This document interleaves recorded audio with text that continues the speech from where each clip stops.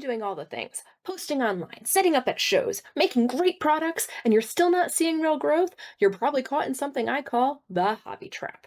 Now, before you roll your eyes, this isn't about your talent or your creativity. This is the silent business killer that most handmade sellers don't even realize they've fallen into until it's already strangled their momentum. In this video, I'm going to show you exactly what the hobby trap is, how it disguises itself as staying busy, the three little traps that make it snap shut, and one simple shift that starts breaking you out of it today. Because if you've ever felt like you're working so hard and still spinning your wheels, this might be the missing piece that changes everything. Step one, the real hobby test. Let's start with a gut check. If you were your own employee, would you fire yourself? I'm serious. If you looked at your performance from a business owner or boss perspective, would you say, yeah, that person, she's consistent, she tracks results, she moves the needle, things are happening?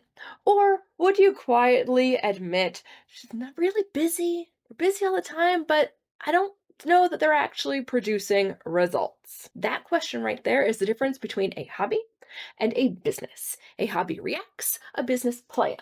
A hobby wait, a business tracks. So here's the first mindset shift. If you want to get out of the hobby trap, you have to stop working in your business and start working on your business strategically. And the fastest way to do that is to start keeping what I call a money maker journal.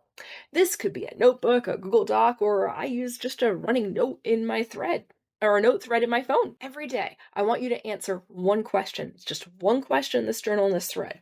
What did I do today that actually leads to money? A lot of people are really good at making checklists and plans for the day. This is a reaction one. This is what actually got done today. All right. So this is not what you plan to do. It's not what you built for later. It's what you did today that could lead directly to a sale, a customer, or a repeat buyer. Did you send an email with an offer? Did you follow up with a wholesale account or apply for a new show? Did you post a video and reply to every comment? Did you tweak an abandoned cart email? Did you ask shoppers for reviews? Did you pitch an influencer or a boutique? Those are all money making actions, okay? There's a direct line from that to profits, money, sales, all that stuff, being a business. Everything else that we work on, new logos, color palettes, YouTube videos, and endless courses. These are learning loops. They're maintenance. And you'll be shocked how quickly you start seeing patterns when you track these actions in your journal. When you can't fill in that journal for a few days, you'll feel it. I originally got this idea from Andy Frisella and his power list, and he takes it a step further even. He has a little written notebook or maybe an app. I think there was an app recently, whatever. And every day he's got like his 5 actions he's got to do that day to make that day a win. These are move the needle actions, right? So at the end of the day, if everything happened that was supposed to, he puts a little W in the corner. If he did not get everything done, he puts an L in the corner. In this case, if there was not a money making action taken, then that would be a little L. And you get kind of angry at yourself, hopefully, if you have a lot of losses in a row. So we want to stack those wins in a row. All right. And if you have a lot of losses, that's how you know the hobby trap's tightening up again. Now, we're going to come back to the journal later because it becomes the key to escaping all three parts of the hobby trap. Let's break these parts down. Number one, the art trap. This one gets almost every creative I know, especially in the beginning. You're making what you want to make instead of what people actually want to buy. It hurts so bad, right? You love your designs. They're unique, beautiful, inspired. Hang on. Yeah. People stop at your booth if you're at in-person events. They're like, oh my gosh, these are gorgeous. You are so talented. And then after their eyes glaze over when you talk to them, if you talk to them, they walk away. And they didn't buy anything. All this to say, it's not that your art isn't good. This is never a judgment on good art, okay? It's that you've built a museum, you curate a collection of things that you love, but not a marketplace that are intended for other people to buy, okay? You've been collecting compliments instead of customers. The fix to this? Go back through your last 10 to 20 sales, all right? Hopefully you have them. And look for patterns. What products actually sold? If a whole bunch of different things sold, look for other things. Patterns. Were there colors that did it? Were there designs that did it? Were there sizes that went? Like, there's got to be a pattern of what moves, all right? Which pieces that you had got the most inquiries or comments that perhaps led to orders down the road? This is your validation data. All right. Then simply make more of what works, even if it feels less creative. All right. Remember, a real artist doesn't just create, they communicate. And every sale is proof that your message landed. Okay. I have a friend who does gnomes, they communicate adorableness. And that's what we buy. All right. So, in your Moneymaker journal, go ahead and write your top selling product or theme in here, and that's your gold vein. Mine it. All right. Part number two of the trap is the reinvention trap. Oh, this is another good one, especially for creative people. All right. This one is when you're constantly starting over. Not intentionally, perhaps, but you have a new product, a new style, a new medium, a new niche. You're chasing inspiration instead of building consistency. I get it. We're creative people. We love making lots of things. We make for making sake, but that's not a business. That's a hobby. All right. So it might show up in that one week you're making soaps, and the next week you're making jewelry, and then you're making candles, and then you're making shirts, and you feel creatively alive. But financially, you're stuck at zero. Because every time you restart here, you're resetting your momentum. And shoppers have no idea what you do, so they'll probably skip you and shop with someone else. You're not going to be anyone's top of mind. You're not going to be related to any specific niche or product that you sell. All right. The fix to this. It's a simple one. Again, it might hurt, but this is stuff that moves you forward. Choose one product line or offer that's already proven and sold and make more of that. If you haven't had something that has sold yet, then you can keep trying, but maybe just get better at one of them. Okay. Make it faster, photograph it better, restock it, remarket it. Turn this one off thing that is selling into a system. Make that one thing perhaps the core of your business. You can always have little extras, but have a core product to your business. All right. You can still create new things. That's our hobby thing, but let your best sellers fund those experiments. All right. Now, I have one advanced caveat here, right? Make your products for one main audience or niche. So if you like making fantasy things, and they sell and you go to places where fantasy people are, then all of your products are fantasy. Okay. If you sell to coffee lovers, and maybe you do mugs and shirts and ornaments and all that shit for coffee lovers, then make sure all of your products that you have refer back to that. Okay. You can have multiple product types. There's nothing wrong with that. We have stores. Like, come on, we know that. You can have multiple product types as long as they all are for one specific audience or niche. All right. The pros don't ping pong all over the place. They refine what works and what sells. So, your Moneymaker journal prompt for this trap is, what's one product I could sell again tomorrow with zero changes? That's your foundation.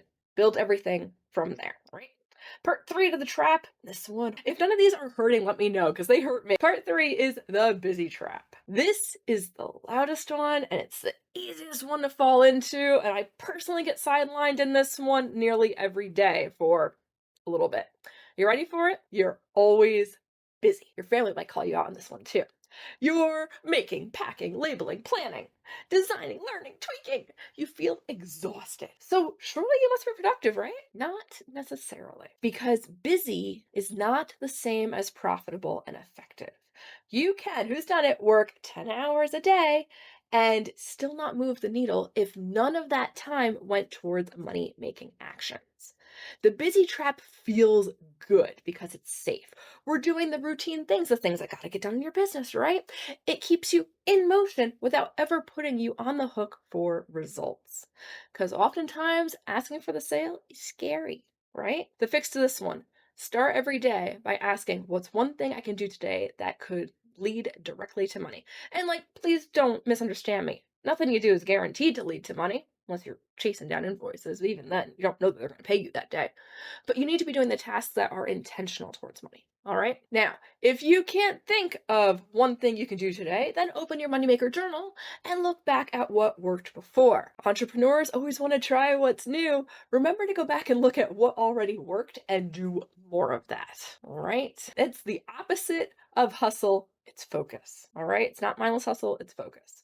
Real businesses don't chase, they track and implement. All right. So we identified the hobby trap. Let's break free and see what real business looks like. All right, story time. A couple weeks ago, I was at a conference in San Diego and got my brain melted on what real business looks like.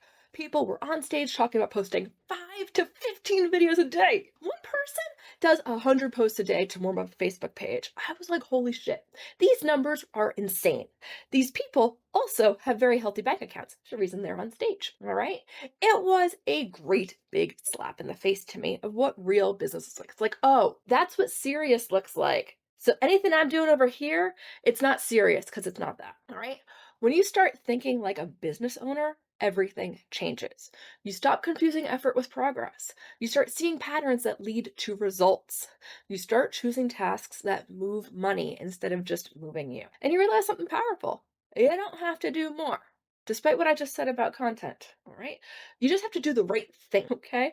Real businesses do three things consistently. One, they drive attention on purpose, all right? They plan visibility, not just hope for, and they collect and they communicate. They build an audience that they can reach directly through email, SMS, community. And then number three, they make offers regularly. They don't wait for the perfect moment, the perfect colors on their page, or the perfect product. They ask for the sale with what they have. All right, that's it. Do those three little things. Track them in your moneymaker journal, and you're already running a business.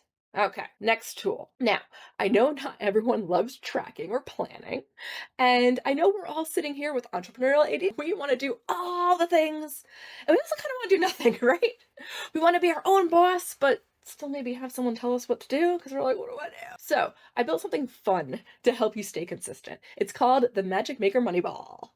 That's a mouthful. Think of it like a magic 8 ball that gives you action steps. Each day, give it a little digital shake, and it gives you one quick, high impact action that you can take that leads to sales. All right. It might say, like, send an email to past buyers, or pitch a local shop, or post a behind the scenes video and reply to all the comments. That's important. Or many other things. I have tons of direct money making actions in here for you to shake through, okay? But the point is, it's meant to keep you focused on money making actions that you can actually accomplish in 15 minutes without the overwhelm. Don't let yourself be overwhelmed. Just get the thing done, okay? It's like the laundry, just get it done. And you can grab my Magic Maker Money Ball for free using the link below. Okay. Now, if any of this stuff hit hard today, then let me know and make sure you're subscribed so you don't miss what's coming next. We're going to keep blowing through these myths and giving you action steps to help you streamline and create business and create reliable revenue in your business so you are no longer a hobby and you can be one of those awesome people on stage. All right. I'll see you in the next one.